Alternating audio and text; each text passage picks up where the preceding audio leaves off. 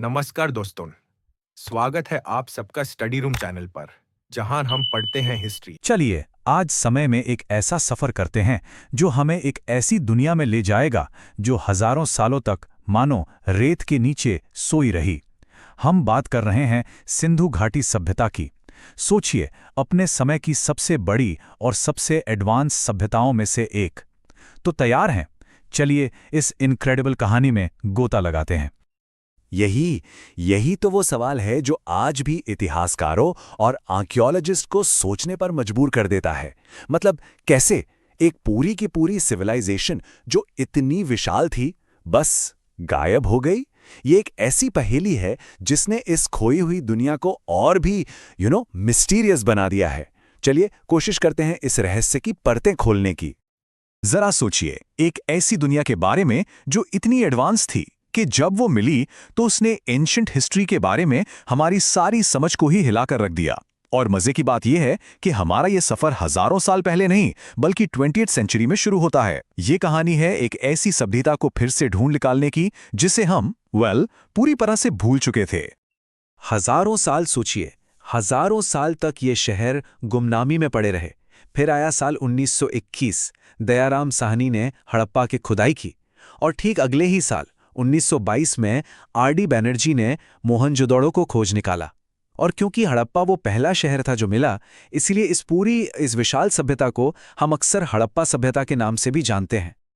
देखिए, ये सभ्यता कोई रातों रात खड़ी नहीं हो गई थी। नहीं, शुरुआत तो छोटे छोटे गांव से हुई, लेकिन फिर आया मैच्योर हड़प्पन फेज, जिसे हम इसका असली गोल्डन एज कह सकते हैं।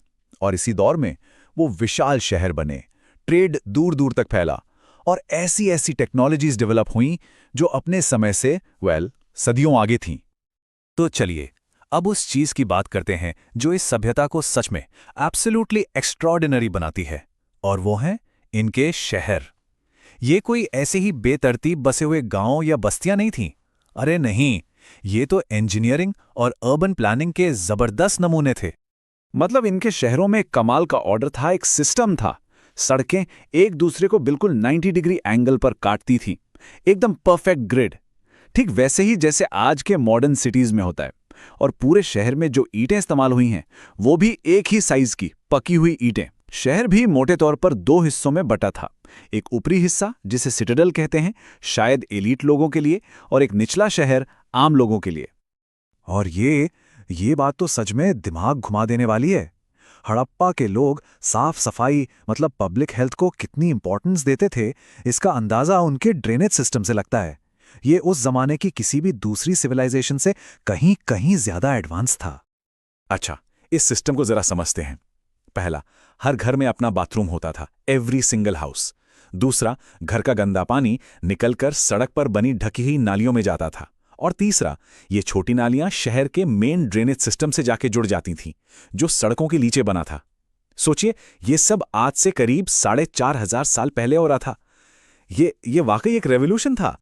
अब सवाल ये उठता है कि इतने एडवांस शहर आखिर चलते कैसे थे? मतलब इनकी इकोनॉमी का बेस क्या था? तो चलिए अब ये देखते हैं कि हड़प्पा के लोग अपनी दुनिया को पावर कैसे देते थे और वो क्या क्या कमाल की चीजें करते थे। और यहां आता है एक वाव फैक्टर। पूरी दुनिया में सबसे पहले कपास यानी कॉटन उगाने वाले लोग सिंधु घाटी के ही थे। ये सिर्फ उनकी फार्मिंग स्किल्स को नहीं दिखाता, बल्कि इस एक चीज ने, मतलब कॉटन ने, पूरी दुनिया के ट्रेड और टेक्सटाइल की हिस्ट्री को हमेशा के लिए बदल कर रख दिया। तो उनकी इकोनॉमी के कई पिलर्स थे। एक तरफ थी एग्रीकल्चर, गेहूं, जौ और कपास उगाते थे। दूसरी तरफ था एनिमल डोमेस्टिकेशन, गाय, भैंस, भेड़, बकरी पालते थे। और फिर था ट्रेड, और ये कोई छोटा मोटा ट्रेड नहीं था। ये लोग मेसोपोटामिया जैसी दूर दराज की सभ्यताओं से जमीन और समंदर दोनों रास्तों से व्यापार करते थे। इनकी एक और खास चीज थी, पत्थर की सील्स यानी मोहरें। माना जाता है कि इनका इस्तेमाल बिजनेस आइडेंटिटी की तरह होता था। कह सकते हैं कि ये एक तरह की एंशिएंट ब्रांडिंग थी। ये लोग सिर्फ अच्छे फार्मर्स या ट्रेडर्स ही नहीं थे, बल्कि कमाल के आर्टिस्ट्स और क्राफ्ट्समैन भी थे। एक से बढ़कर एक खूबसूरत मन के मिट्टी के बर्तन, मूर्तियां सब बनाते थे। और वो फेमस डांसिंग गर्ल की कांसे की मूर्ति जो मोहनजोदाड़ो में मिली थी, वो तो आइकन है। पूजा पाठ की बात करें तो मदर गॉडेस और पशुपति, जिन्हें एक तरह का प्रोटो शिवा भी माना जाता है, की पूजा होती थी। लेकिन सबसे अजीब बात क्या है पता है? इतनी बड़ी सिविलाइजेशन में कहीं भी कोई बड़ा मंदिर या आलीशान महल नहीं मिला है। No temples, no palaces. ये इस तरफ इशारा करता है कि शायद उनकी सोसाइटी बाकी एंशिएंट एम्पायर्स से अलग थी, शायद ज्यादा इक्वल थी। तो हम वापस उसी बड़े सवाल पर आ जाते हैं जहां से हमने ये सब शुरू किया था। आखिर इन शानदार शहरों का और इन्हें बनाने वाले इन कमाल के लोगों का हुआ क्या? वो सब कहां चले गए? इसका कोई एक सीधा सा जवाब नहीं है। एक्सपर्ट्स का मानना है कि कई सारी वजहें थीं। जैसे हो सकता है कि क्लाइमेट चेंज हुआ हो, या फिर इंडस नदी में भयानक बाढ़ आ गई हो।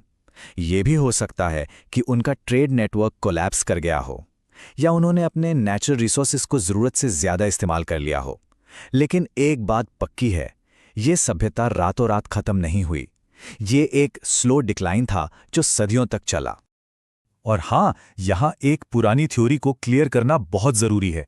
पहले ये माना जाता था कि आर्यन आक्रमण की वजह से ये सभ्यता खत्म हुई, लेकिन अब ज़्यादातर स्कॉलर्स इस बात को नहीं मानते। क्यों? क्योंकि हमें किसी बड़े हमले या लड़ाई के आर्कियोलॉजिकल एविडेंस, मतलब सबूत, नहीं मिलते हैं। तो ऐसा लगता है कि वजह बाहरी नहीं, बल्कि ज़्यादातर एनवायरमेंटल और इकोनॉमिक थीं। तो भले ही ये सिविलाइजेशन खत्म हो गई, पर इसकी लेगेसी, इसकी विरासत और इसके रहस्य आज भी जिंदा हैं। इसने आने वाले वक्त पर हमारे सबकॉन्टिनेंट पर एक बहुत गहरी छाप छोड़ी है। और शायद इन सब में सबसे बड़ा रहस्य जो है वो है इनकी स्क्रिप्ट, इनकी लिखावट। सोचिए, सिंधु घाटी के लोगों की अपनी एक राइटिंग सिस्टम थी, लेकिन आज तक कोई भी उसे पढ़ नहीं पाया है।